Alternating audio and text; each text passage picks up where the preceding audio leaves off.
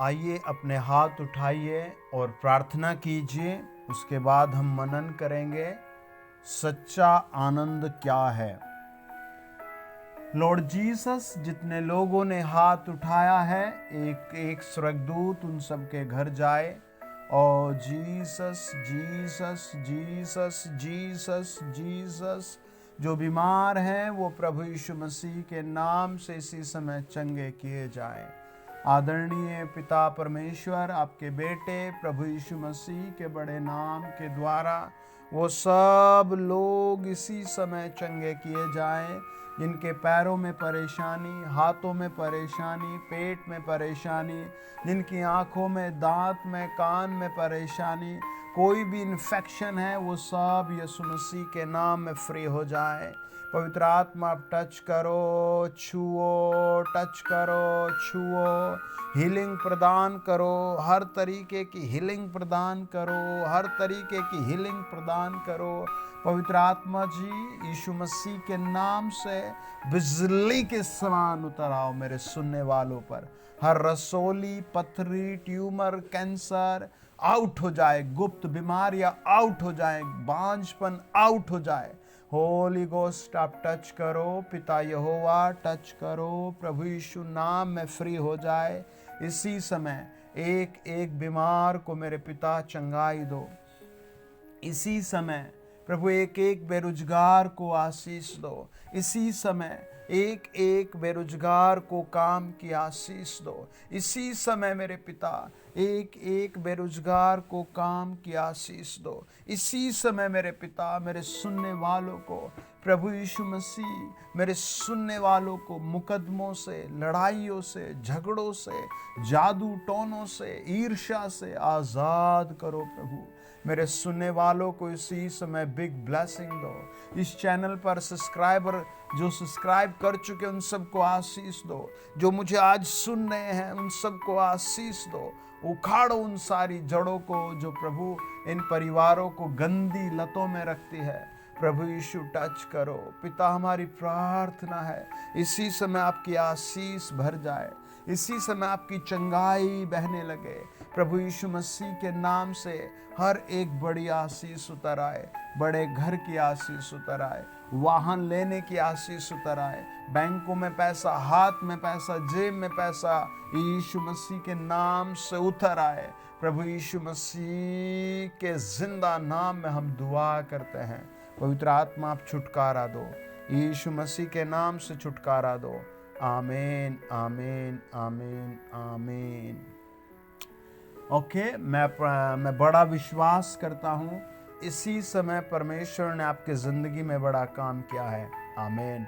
आपको चेक करना है, अपनी गवाही को व्हाट्सएप कर दीजिएगा। आमीन। ताकि आपकी गवाही के द्वारा और भाई बहन भी आशीषित हों और हम आपकी गवाही सुनकर परमेश्वर की आराधना कर सके। मेरे साथ निकालिए फिलिपियों 4 अध्याय, उसका 4 से लेकर के 9 वचन तक। प्रभु में सदा आनंदित रहो। मैं फिर कहता हूँ, आनंदित रहो। तुम्हारी कोमलता सब मनुष्यों पर प्रकट हो। प्रभु निकट है। किसी भी बात की चिंता मत करो, परंतु हर एक बात में तुम्हारे निवेदन, प्रार्थना, विनती के द्वारा धन्यवाद के साथ परमेश्वर के सम्मुख उपस्थित किए जाएं। तब परमेश्वर की शांति, जो सारी समझ से परे है, तुम्हारे हृदय और तुम्हारे विचारों को मसीह यीशु में सुरक्षित रखेगी। इसीलिए हे भाइयों, जो जो बातें सत्य हैं और जो जो बातें आदरणीय हैं और जो जो बातें उचित हैं और जो जो बातें पवित्र हैं और जो जो बातें सुहावनी हैं और जो जो बातें मनभावनी हैं, अर्थात जो सद्गुण और प्रशंसा की बातें हैं, उन पर ध्यान लगाया करो। जो बातें तुमने मुझसे सीखी और ग्रहण की और सुनी और मुझ में देखी, उन्हीं का पालन किया करो। तब परमेश्वर जो शांति का सोता है तुम्हारे साथ रहेगा। सब कहें आमीन। बड़े ध्यान से वचन को सुनना, बड़े ध्यान से वचन को लिखना। इन दिनों परमेश्वर आपकी ग्रोथ करेंगे। परमेश्वर आपको हर चीज़ से बचाकर एक नई आशीष में आपकी ज़िंदगी को बनाएंगे। आमीन। आज कई सारे हीरो हीरोइंस आपने देखे होंगे किस तरह का फिल्म इंडस्ट्रीज़ में या फिर दूरदर्शन पर या फिर सोशल मीडियाज़ पर कैसे कैसे दिखाया जाता है ना। किस तरह आदमी पैसे के लिए, गाड़ी के लिए, कार के लिए, अच्छे घर के लिए किस तरह गिरता जा रहा है। मैं आपको सच बताता हूँ, ये सच्चा आनंद नहीं है, ये उपयोगी सामान है। सच्चा आनंद परमेश्वर की उपस्थिति में है। सच्चा आनंद पवित्रता में है। सच्चा आनंद स्वर्ग का परमेश्वर देता है। सच्चा आनंद ईमानदारी का है। सच्चा आनंद ईर्ष्या का नहीं है। आप देखते होंगे कितनी हालत खराब हो गई है ना। कई हीरो हीरोइंस बहुत कम कपड़े पहन करके फिर पीछे देखने वाले बच्चे ऐसा ही रूप धारण करते हैं। तो ये सब चीज़ें जो दुनिया में हो रही है, ये कहीं ना कहीं परमेश्वर से आदमी को दूर कर रही है, एक सही सभ्यता से दूर कर रही है। आपको प्रार्थना में बैठना है, वचन को सीखना है, समझना है और फिर दूसरे भाई बहनों को भी सिखाना है, समझाना है कि ये किस तरह का माहौल दुनिया में पैदा हो गया। किसने चलाया ये पता नहीं, क्या चला दिया खुद पता नहीं, लेकिन ये दौड़ रहा है। ये क्या हो रहा है? दौड़ रहा है। ये क्या हो रहा है? पूरा रनिंग में है, फास्ट रनिंग में है। आपको अगर इससे बचना है तो परमेश्वर के पीछे आना चाहिए, वचन को सुनना समझना चाहिए। प्रभु का वचन कहता है प्रभु में सदा आनंदित रहो, है ना। एक हीरो को बताते हैं कि मौका मिला पश्चाताप करने का, लेकिन उसने कोई पश्चाताप नहीं किया और बताया जाता है कि फिर कुछ ही दिन बाद उसकी मृत्यु हो गई। और बताया जाता है कि एक हीरोइन को मौका मिला कि वो पश्चाताप करे, लेकिन उसने पश्चाताप नहीं किया और फिर वो भी कुछ दिन बाद चली गई, है ना।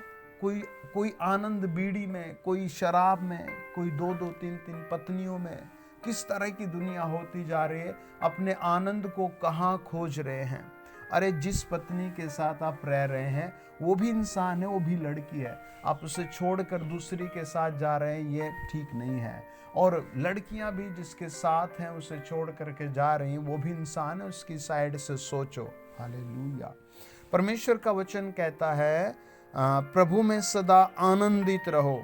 मैं फिर कहता हूं आनंदित रहो, है ना। ये कैसे पॉसिबल हो सकता है? Praise the Lord, hallelujah. वो कहता है, जब आप 4 अध्याय उसका 5 वचन पढ़ते हैं, तुम्हारी कोमलता सब मनुष्यों पर प्रकट हो, प्रभु निकट है ना। पहली बात कि तुम्हें क्या करना पड़ेगा? कोमल बनना पड़ेगा। आज आप क्रूरता को देखते हैं, है ना। एक मैगजीन में शायद वो स्टोरी थी या फिर सच्चाई थी। वो कहते हैं वो बच्चा अपने पिता को छोड़कर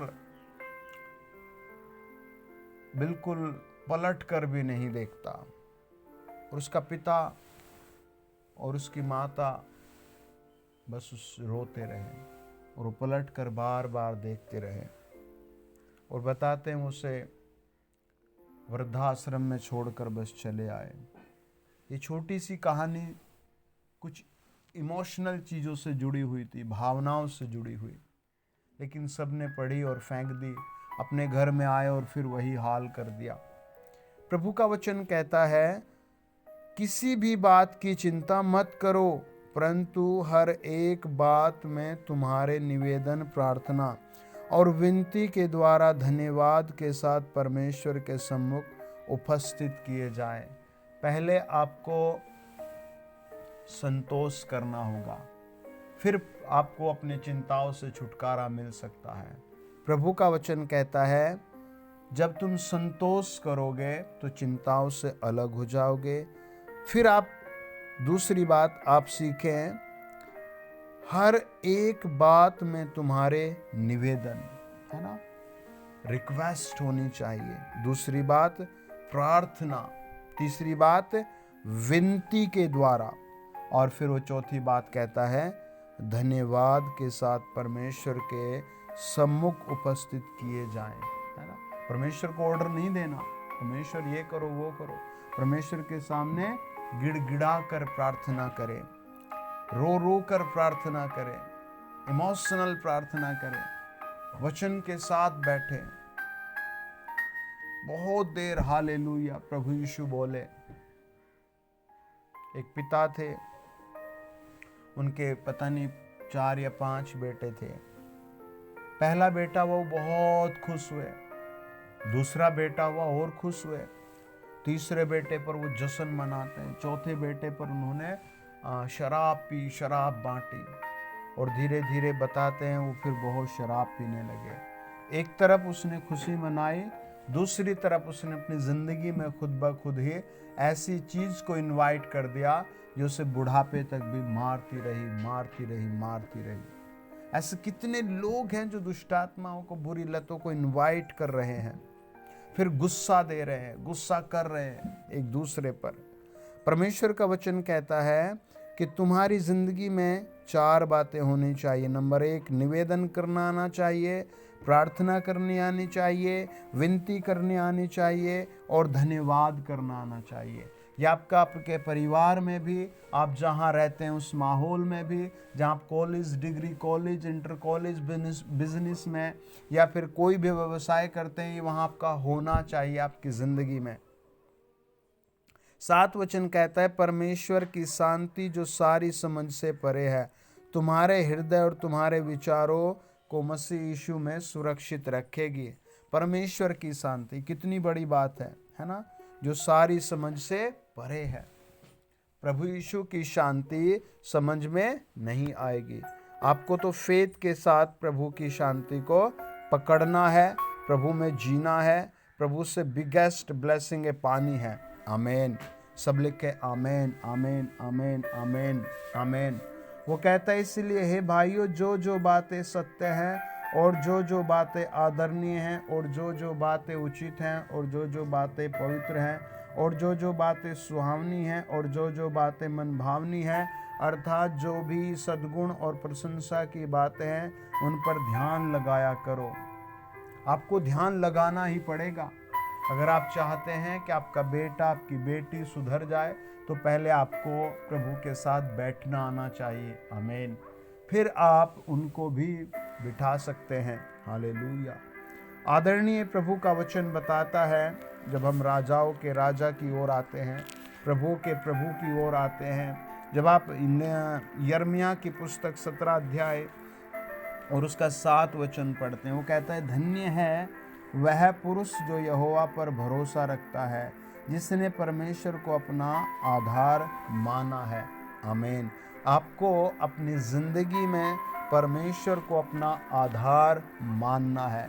जब आप परमेश्वर को अपना आधार मानते हैं तो 100 तूफान आपको गिराने के लिए आएंगे, लेकिन परमेश्वर आपके लिए रास्ता खोल कर रखेंगे, सफलता खोल कर रखेंगे, आपके लिए ऊंचाई खोल कर रखेंगे। परमेश्वर आपकी सुरक्षा को बनाए रखेंगे। आमीन। ये परमेश्वर के हाथ में है। हालेलुया। और अगर मानो कि आप परमेश्वर से दूर भी चले जाएं, तो आप परमेश्वर का कोई बड़ा नुकसान नहीं कर सकते। हालेलुया। आप अपनी आने वाली जनरेशन का नुकसान करते हैं। एक दिन एक परिवार में झगड़ा हो रहा था। हालेलुया। और वो बेटी कह रही थी अपनी माँ से, तूने खुद लव मैरिज किया तो मैं भी करूँगी। ये एक स्पिरिट है, ये दुष्टात्मा है जो एक के बाद दूसरे में बह रही है। आमीन। आपको इससे छुटकारा पाना है, आपको इससे छुटकारे में रहना है। जब आप ऐसे छुटकारा पाएंगे, इसमें रहेंगे, तो आपको दिन रात प्रभु ऊंचा करेगा। हालेलुया। मेरे साथ पढ़े देखे भजन संहिता और उसका 4 अध्याय 5 वचन। धार्मिकता के बलिदान चढ़ाओ और यहोवा पर भरोसा रखो।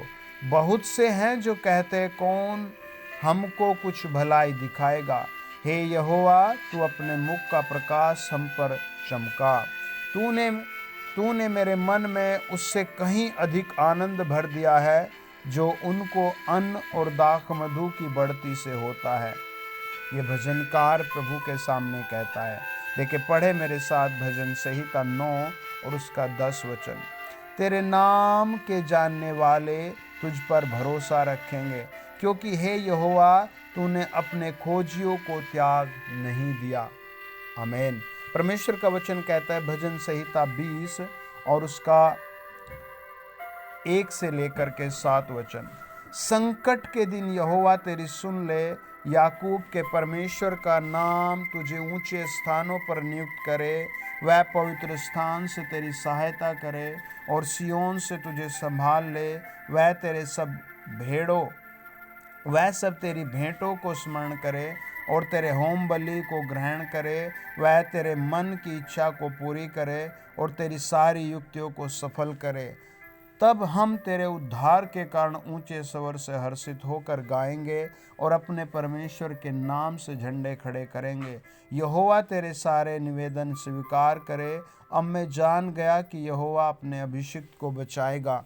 वह अपने पवित्र स्वर्ग से अपने दाहिने हाथ के उद्धार के सामर्थ्य से उसको उत्तर देगा। किसी को रथों को और किसी को घोड़ों का भरोसा है, परंतु हम तो अपने परमेश्वर यहोवा ही का नाम लेंगे। सब कहें आमीन। परमेश्वर पर भरोसा रखिए, परमेश्वर की ओर देखिए और धीरे धीरे एक एक करके ऐसी निगेटिव चीज़ों को छोड़िए, ऐसी निगेटिव आदत को छोड़िए। आप परमेश्वर में बढ़ेंगे, आप इस दुनिया में भी सुरक्षित होंगे, आप अनंत काल की स्वर्ग की जिंदगी में भी आनंदित होंगे। एक बहुत अच्छे प्रभु के प्रचारक थे, वो पूछ रहे थे एक आदमी से, क्या तुझे स्वर्ग जाने का मन है? क्या तुझे स्वर्ग के बारे में पता है? अगर आज तू मेरे साथ स्वर्ग के लिए प्रार्थना करे तो आज नहीं तो कल, कल नहीं तो 10 साल बाद, 20 साल बाद, 30 साल बाद, 50 साल बाद, 100 साल बाद तू स्वर्ग जाएगा। हालेलुया। वो आदमी भौचक्का हो गया। उसने कहा, कैसे? अगर तू छोटी सी प्रार्थना करे और प्रभु यीशु पर मन से विश्वास करे, प्रभु यीशु तुझे हर हाल में संभालेंगे। लेकिन वो एक ऐसा काम करता था जो बहुत विचित्र था। उसने कहा, ओके, मैं स्वर्ग के लिए सब छोड़ दूंगा। और वास्तव में उसने दूसरा बिजनेस शुरू किया और प्रभु ने उसे बहुत ऊंचा उठाया। परमेश्वर ने उसका इस दुनिया में और स्वर्ग में भी नाम रखा है। आमीन। प्रभु आपके साथ भी सेम ब्लेसिंग ये देगा। आपके साथ भी स्वयं बड़े बड़े कारनामे होंगे, आपके द्वारा भी अजीब रीति के अचंभित काम होंगे। आइए प्रभु की आराधना करें, आंखें बंद करें। लॉर्ड, आप टच करो। जितनों ने सर झुकाया है उन्हें 100 गुना ब्लेस करो प्रभु यीशु के नाम से। आमीन आमीन। सब कहें आमीन। God bless you dear family.